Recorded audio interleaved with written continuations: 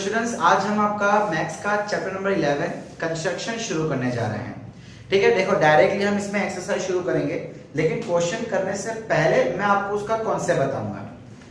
सो directly हम exercise 11.1 का question 1 शुरू कर रहे हैं। देखो कंस्ट्रक्शन आप लोगों ने पहले भी किया हुआ है। सबसे मेन होता है कंस्ट्रक्शन, उसके बाद उसके स्टेप्स आप अपने मर्जी से बना के लिख सकते हैं। मैं आपको इस क्वेश्चन में समझाऊंगा, पहले 1 या 2 क्वेश्चन में आपको समझाऊंगा, लिख के दूंगा, उसके बाद से आपको स्टेप्स खुद बनाने रहेंगे। ठीक है, और फिर हमें देना है जस्टिफिकेशन। जस्टिफिकेशन का मतलब होता है प्रूफ कि अगर मान लो आपको बोला है एक ट्राइंगल कंस्ट्रक्ट करो और दूसरा ट्राइंगल कंस्ट्रक्ट करो जो पहले वाले से बड़ा है या छोटा है, तो हमें प्रूफ देना पड़ेगा कि वो रियल में बड़ा है, और जितने टाइम्स बड़ा या छोटा बोला जाएगा उतने टाइम्स हमको प्रूफ करना पड़ेगा। That is called justification. So सब हम देखेंगे कि आज यहाँ पे क्या होगा। अब स्टूडेंट्स देखिए, ये जो चैप्टर है ये आपके लिए बहुत बहुत इंपॉर्टेंट है, बिकॉज कम से कम एक क्वेश्चन कंपलसरी 4 मार्क्स में आएगा ही आएगा। अगर मेरे को 100 क्वेश्चन दिए जावे और उसमें से कहा जावे कि 10 क्वेश्चन आवे तो ठीक है, मेहनत करनी पड़ती है। बट अगर मुझे 20 क्वेश्चन दे दिया जावे और बोला जाए कि 20 में से एक जरूर आएगा 4 मार्क में, सो मैं क्यों उसको ना करूं। ठीक है, और यहाँ पे 20 क्वेश्चन पूरे भी नहीं है, हार्डली 14 या 15 क्वेश्चन है, एंड वो भी काफी आसान। Okay, so let's begin. So question number 1 क्या बोल रहा है? Draw a line segment of 7.6 centimetre and divide it in ratio 5:8। Measure the 2 parts. देखो हमको हेडिंग में दिया गया है गिव द जस्टिफिकेशन ऑल्सो। अब क्वेश्चन 1 में कहा जा रहा है कि आप 7.6 सेंटीमीटर की एक लाइन बनाओ और उसको 5:8 रेशियो में डिवाइड करो। ठीक है, मेरे साथ साथ आप लोग करेंगे। तो सबसे पहले एक लाइन ड्रॉ करो 7.6 सेंटीमीटर की। ठीक है, मैं अप्रोक्सीमेट करूंगा, लेकिन आपको परफेक्टली करना है स्केल और पेंसिल की मदद से। और इसको नाम दे दो AB। इसकी लेंथ कितनी ले ली हमने? 7.6 सेंटीमीटर।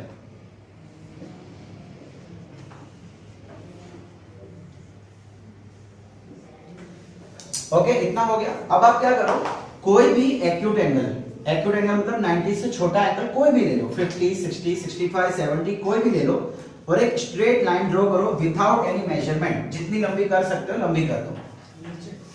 ओके, याद रखना कि ये एक्यूट एंगल होना चाहिए, मतलब 90 से कोई भी छोटा। क्या आपको एंगल लेने की जरूरत है? अरे कोई जरूर नहीं है। यहाँ पे स्केल रखो और यूं ड्रॉ कर दो। एक्यूट मतलब 90 से छोटा, 90 से छोटा कोई भी हो ना। मैंने आपको बोला कि आप 60 लो, 30 लो, कोई भी एंगल, मतलब एक स्केल लेके यहां से यूं ड्रॉ कर दो। तो इसको हम नाम दे देते हैं AX, रैंडम नाम दे दिया। अब अच्छा देखो, हमको क्वेश्चन में बोला है कि आपको 5:8 है ना, 5:8 रेशियो बोला है ना। यस, आपको पूरे लाइन को 5:8 रेशियो में डिवाइड करना है। मतलब समझ लो कि यहां पे कई कट करना है इस तरीके से कि इसका 7.6 का 5th पार्ट, यानी आप 1/5 इंटू 7.6 करो तो ये बन जाना चाहिए, और 1/8 इंटू 7.6 करो तो ये बन जाना चाहिए। तब जाके हम बोल सकते हैं हमने पूरे लाइन को 5:8 के रेशियो में डिवाइड कर दिया है। अब क्या करेंगे हम लोग, 5 + 8 कर दो। जितने रेशियो में डिवाइड करने को कहा गया है उतने को ऐड कर दो। सो 5 + 8 कितना होता है? 13। अब हम क्या करेंगे, ये जो लाइन ड्रॉ की है ना AX, इसको 13 इक्वल पार्ट्स में डिवाइड करेंगे। 1 सेंटीमीटर लो, 2 लो, 3 लो, आपकी मर्जी है। बट ऑब्वियसली यहाँ पे हम 1 लेंगे तो ही बात बनेगी। अगर आप 2 सेंटीमीटर लेंगे तो आपको 26 सेंटीमीटर लंबी लाइन चाहिए, ऑलमोस्ट आपका पूरा पेज। इस बेटर आप क्या करेंगे, 1 सेंटीमीटर लेके इसके 13 पार्ट्स करो। 13 पार्ट। चलिए शुरू हो जाइए मेरे साथ साथ। टोटल 13 पार्ट्स होने चाहिए, और इसको आप नाम दे दो A1, A2, A3, A4, A5, A6। Compulsory सारे के सारे 1 सेंटीमीटर होने चाहिए। 1 से ज्यादा या 1 से कम हुए तो आंसर सही नहीं आएगा। A7, A8, A9, A10, A11। और बच्चा अगर आप ये वीडियो देख रहे हैं तो जो मैं कर रहा हूं आप वो सुने, देखें, वीडियो पॉज करें, खुद ड्रॉ करें, फिर वापस वीडियो वापस प्ले करें। ये 12, ये 13। ठीक है। मैं विथआउट स्केल कर रहा हूं, सो मेरा आगे पीछे हो सकता है।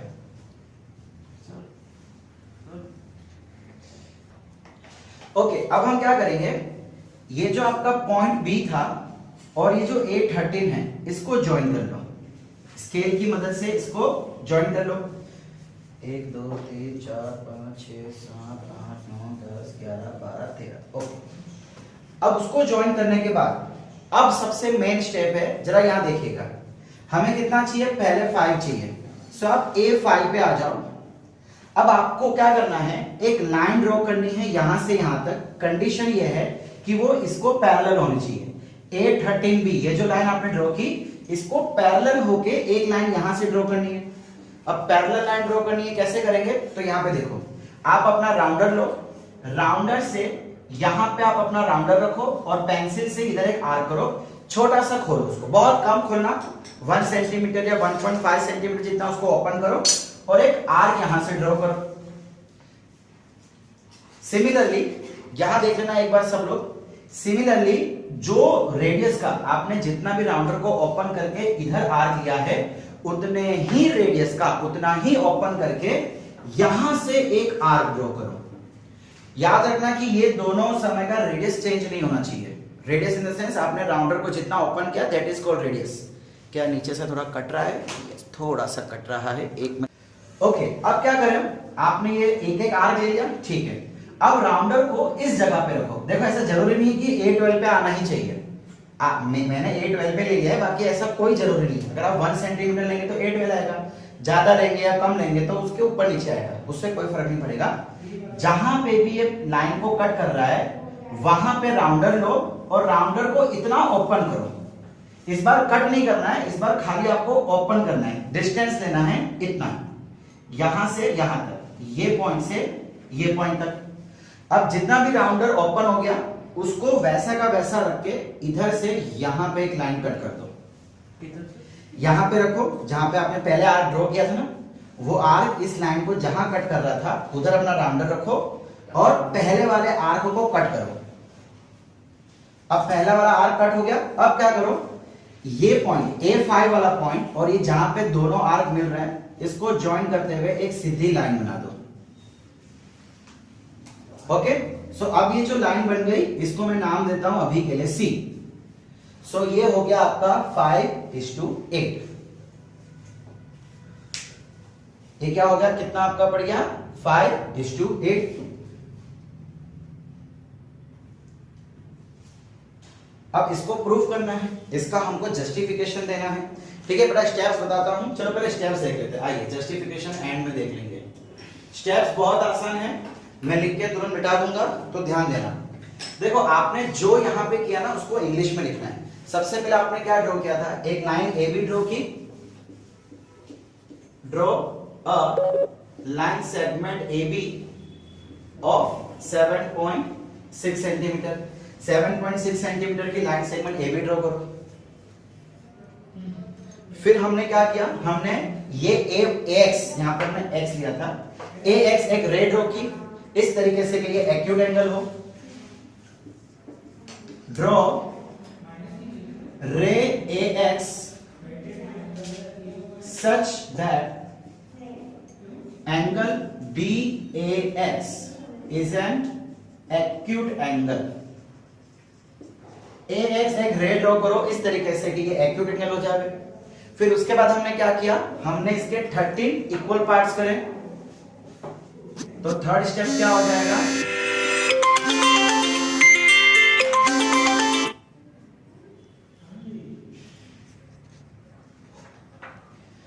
थर्ड स्टेप हो जाएगा इसके 13 पार्ट्स करना। सो या आप ऐसा लिख सकते हैं, मार्क 13 पॉइंट्स ऑन रे AX such that A1 is equal to A1 A2 is equal to A2 A3 and so on। Compulsory ये सारे पार्ट्स इक्वल होने चाहिए, सो हमने वो बता दिए। A1 मतलब ये हो गया, A1 A2 मतलब ये हो गया, A2 A3 मतलब ये हो गया एंड सो ऑन। फिर कट करने के बाद हमने क्या किया, हमने इसको इसके साथ ज्वाइन किया, ज्वाइन A13B। फिर हमने क्या किया, हमने A5 को यहां पे ज्वाइन किया इस तरीके से कि ये लाइन इसको पैरेलल हो। सो हम क्या लिख देंगे, draw A5C such that A5C is parallel to A13B। बच्चा जल्दी हम नाम देते ना A B B C C D, तो इस बार A13 है तो हमने लाइन को नाम दिया A13B। ये लाइन का नाम क्या हो जाएगा, A5C। ठीक है, Therefore बस खत्म स्टेप्स। अब हमें ये क्या था, रिक्वायर्ड रेशियो है। Therefore AC is to BC is equal to 5:8 is the required construction। खत्म, बस यही करना है हमको स्टेप्स में, और कुछ नहीं करना। आपके टेक्स्ट बुक में, आपके डाइजेस्ट में लंबे चौड़े दिए होंगे, नो नीड, हमको खाली स्टेप्स को अंग्रेजी में लिखना है और कुछ नहीं। ओके, तो स्टेप्स भी हमने देख लिए। अब अच्छा हमको देना है जस्टिफिकेशन। जस्टिफिकेशन का मतलब है प्रूव करो कि आपने जो सही किया है, जो किया है वो सही है। ओके स्टूडेंट्स, क्या हमको एक ट्रायंगल दिख रहा है, triangle A13 and B। In triangle A13 and B, बच्चा ये A13 पॉइंट है इसलिए इसको नाम ऐसे इस तरीके से दिया गया है। अब देखो ये जो लाइन है वो इस लाइन को पैरेलल है, A5 is parallel to A13B, therefore this ratio AC upon BC, this upon this is equal to A5 upon A5 A13, this upon this।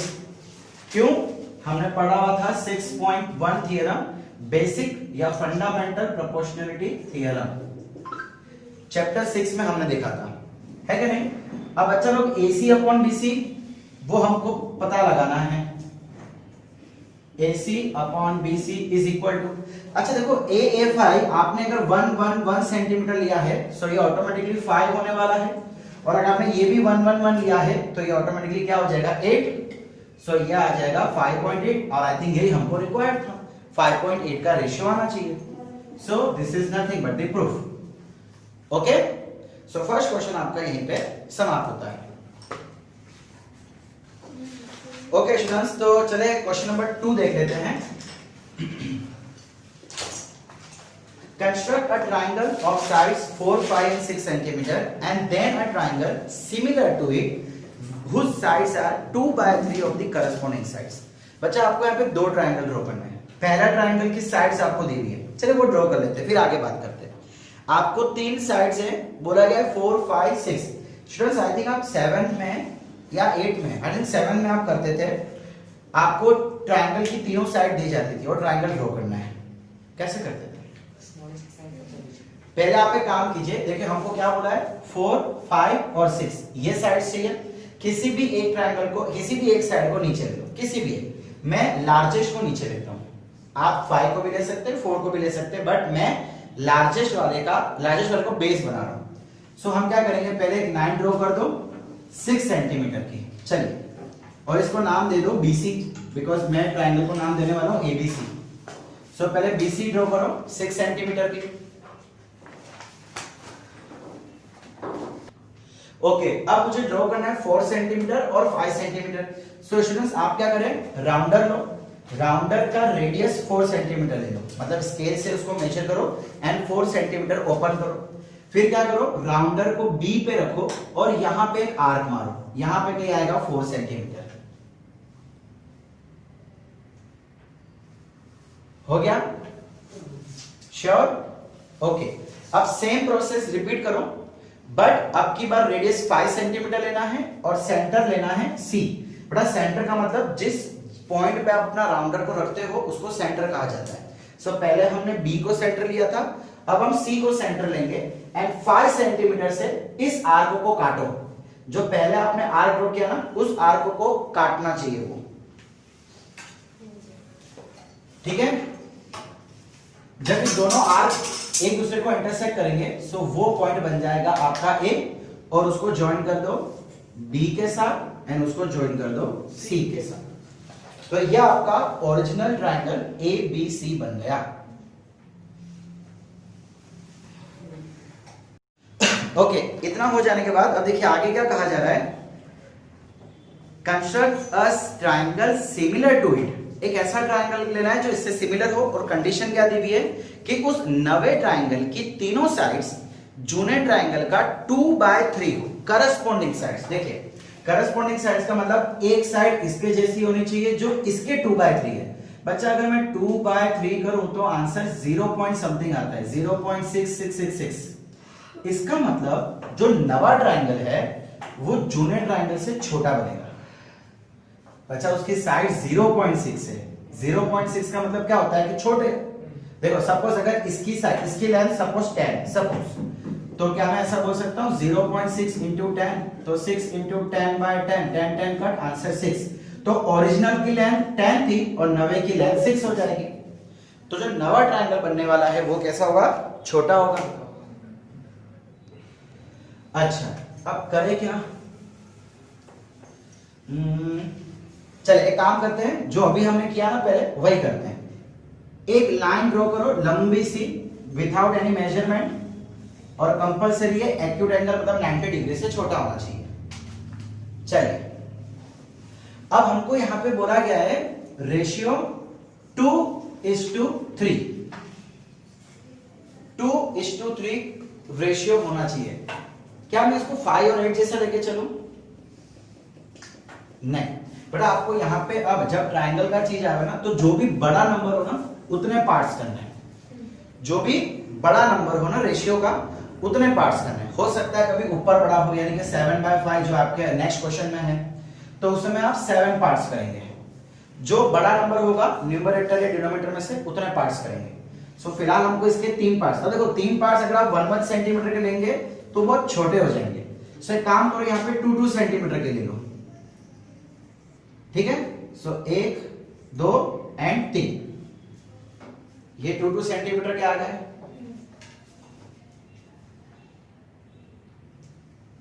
अब क्या करेंगे, देखो अब हमको 2:1 चाहिए। सो स्टूडेंट्स एक काम करो, इसको नाम दे दो आप B1 B2 B3। अब एक लाइन आप ये B3 से C तक की ड्रॉ कर दो, उसको ज्वाइन कर दिया।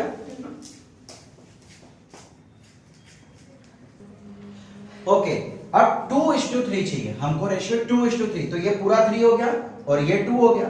सो जैसे आपने पहले वाले क्वेश्चन में इसके पैरेलल एक लाइन ड्रॉ करो B2 से, इसके पैरेलल। सो पैरेलल का कॉन्सेप्ट जो आपने लास्ट टाइम यूज किया था, पहले यहां पे लो अपने राउंडर को कोई भी रेडियस से ओपन करो और एक आर्क इधर ले लो, उतने ही रेडियस से यहां पे राउंडर लेके एक आर्क ड्रॉ करो। जहां से हमको लाइन ड्रॉ करनी B2 उस जगह पे रखना है। पहले तो रेडियस लो अपने मन मर्जी की, B3 पे रख के एक आर्क लो, उतना ही आर्क B2 पे लेके ड्रॉ करो। अब आप क्या करो, ये जहां पे इंटरसेक्शन हो रहा है उधर अपना राउंडर रखो और इतना लेंथ लो, अपने राउंडर को इतना ओपन करो और उतना ही कट इसके ऊपर लगा दो। क्या क्या हमने, वापस सुनो सब लोग, यहाँ पे जिसको नहीं पता हो यहाँ पे ध्यान देगा। ये पॉइंट पे अपना राउंडर रखो, इसको इतना ओपन करो और वही रेडियस लेके यहां पे कट मार दो। अब जहां पे ये कट आया वो और B2 को ज्वाइन करते हुए एक लाइन ड्रॉ कर दो, यानी ये इसको पैरेलल आना चाहिए। ठीक है। सो और इसको नाम दे दो आप C डैश। क्या नाम दे दिया हमने, C डैश। इसका एक्चुअली मतलब हमने क्या किया बेटा, ये जो लाइन है ना BC, उसको हमने डिवाइड कर दिया 2:3 के रेशियो में, 2:3 के रेशियो में डिवाइड कर दिया। ओके चलिए, सो BC डैश तो हमको मिल गया। अब फाइनली इसके भी देखो सभी साइड्स के 2:3 2:3 2:3 रेशियो होने चाहिए, सभी साइड्स के। अब यहां के लिए क्या करेंगे, कोई टेंशन नहीं है, सी डैश से एक लाइन यहां तक ड्रॉ करो जो इसको पैरेलल। तो फिर से पैरेलल का कॉन्सेप्ट, यहां पे अपना राउंडर रखो, इधर से एक आर्क मारो, उतने ही रेडियस का आर्क यहां से मारो। ठीक है, पहले यहां पे राउंडर रखो, एक आर्क मारो, जितने रेडियस का आर्क इधर ले रहे हो उतने ही इस रेडियस का आर्क यहां से ड्रॉ करो। फिर उसके बाद यहां पे जहां टच हो रहा है वहां पे अपना राउंडर रखो और राउंडर को ओपन करो। राउंडर को ओपन करके इतना लेके आओ और उतने ही डिस्टेंस पे यहां पे एक कट मारो। जैसे नीचे किया था सेम टू सेम वही प्रोसेस यहां भी करनी है। ठीक है, अब ये जो पॉइंट आया दोनों आर्क का, उसको और इस सी डैश वाले पॉइंट को ज्वाइन करते हुए एक लाइन ले जाओ। तो ये दोनों लाइन एक दूसरे को पैरेलल होनी चाहिए। अब ये जहां पे टच कर रहा है, अब जरा एक बार यहां ध्यान से देख लेना, ये जहां पे टच कर रहा है वो है ए डैश, उसको नाम दे दो A dash. So finally A dash B C dash is the required triangle। बच्चा हमको जो ट्रायंगल ड्रॉ करना है जिसकी साइड्स ओरिजिनल के 2/3 होनी चाहिए, वो ट्रायंगल ये आ गया, ए डैश बी सी डैश। अब इसमें खास बात ये है कि जो बी पॉइंट है वो दोनों में कॉमन है, ओरिजिनल में भी एंड न्यू में भी। ओके ओके स्टूडेंट्स, तो आपके सेल्फ चेकिंग के लिए एक मैं आपको मेथड बताता हूं, ये आपको एग्जाम में करनी नहीं है, जस्ट आपके चेकिंग के लिए है। हमको कहा जा रहा है कि जो ओरिजिनल साइड है, सॉरी जो न्यू साइड है वो ओरिजिनल की 2/3 होनी चाहिए। सो न्यू कितना है BC डैश, ओरिजिनल कितना था BC, so BC dash should be 2/3 of BC। ये BC कितना लिया था हमने 6 लिया था। सो जो इसको कट करके 2 2 जा 4 आ रहा है। सो चेक करो कि क्या ये आपका 4 है, अगर है मतलब आपका कंस्ट्रक्शन एकदम राइट है। अच्छा, अब जस्टिफिकेशन में ये मेथड मत दिखाना मेहरबानी करके। जस्टिफिकेशन में हम क्या दिखाएंगे,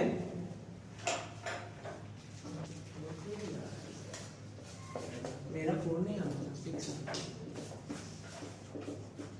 देखिए सुना, सबसे पहले मैं ये ओरिजिनल ट्रायंगल और न्यू ट्रायंगल को ले लेता हूं। For triangle A dash B C dash, A dash B C dash, new triangle and original triangle A B C. देखिए इसमें ये एंगल इक्वल होगा दोनों में, बिकॉज बी जो है इसमें भी आ रहा है और इसमें भी आ रहा है। Angle A dash B C dash is equal to angle A B C common. और दूसरा बच्चा ये एंगल भी सेम है, सी डैश और सी हमने तो लिया ही सेम था बेटा, हम दोनों ने ये पैरेलल लिया था ना, और इस दोनों को एंगल को सेम किया था। पैरेलल ड्रॉ करने के लिए क्या करते हैं, एंगल सेम ले लेते हैं। Angle A dash C dash B is equal to angle A C B. Reason क्या दे देंगे आप, करस्पॉन्डिंग एंगल। ये दो लाइन पैरेलल है तो ये करस्पॉन्डिंग। अब अच्छा अगर दो एंगल इक्वल है तो क्या मैं बोल सकता हूं कि दोनों ट्रायंगल सिमिलर है। Therefore triangle A dash B C dash is similar to triangle A B C। Clear है यहां तक, बाय एंगल क्राइटेरिया। अब हम क्या करते हैं, A dash B upon A B is equal to B C dash upon B C is equal to A dash C dash upon A C, A dash C dash upon A C। अच्छा अब यहां देखो देखो फिर से ये triangle की अगर मैं बात करूं, ये ट्रायंगल की, तो इसमें वही पैरेलल है। सो जो क्वेश्चन नंबर 1 में यूज किया था कि this ratio upon this ratio is equal to this ratio upon this ratio, है क्या नहीं। इसको दे दो नंबर 1 और यहां पे लिख दो but BC dash upon BC, BC dash upon BC is equal to क्या ये होगा BB2 अपॉन BB3। अच्छा मैं आपको याद दिलाऊं कि 6th चैप्टर में हमने एक कॉन्सेप्ट देखा था कि अगर ये लाइन इसको पैरेलल है सो दिस अपॉन पूरी side is equal to this upon पूरी साइड। सो वो वाला कॉन्सेप्ट हमने यहां यूज किया है, BC डैश अपॉन BC, ये अपॉन पूरा इज इक्वल टू ये अपॉन पूरा। ये हमने चैप्टर 6 में देखा था, ठीक है। अच्छा अब B2 देखो हमने पूरे लाइन को 3 टुकड़ों में डिवाइड किया था, 3 इक्वल टुकड़ों में, जिसमें से एक टुकड़ा 2 टुकड़ा और यहां तक कितना हो जाएगा 3 टुकड़ा, मतलब BC डैश अपॉन BC कितना हो गया 2/3 हो गया।